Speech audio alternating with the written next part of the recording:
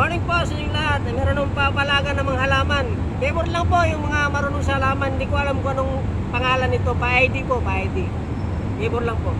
Ito, nilagyan natin siya ng rice hull na may vermicast. Dinagdagan ko lang tapos nilagyan ko ng pebbles. Wala natin konti ng pebbles. Ito, may design na siya.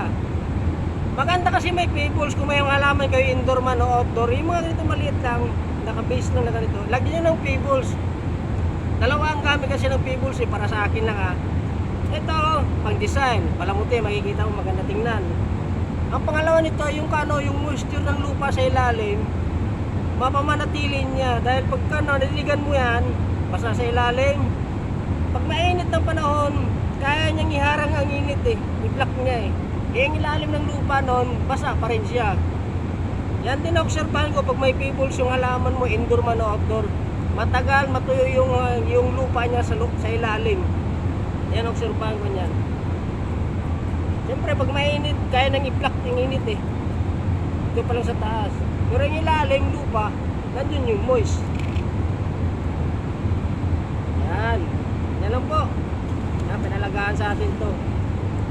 Lagyan ng design na lang siya. Thank you po and good morning sa inyo lahat. Salamat po.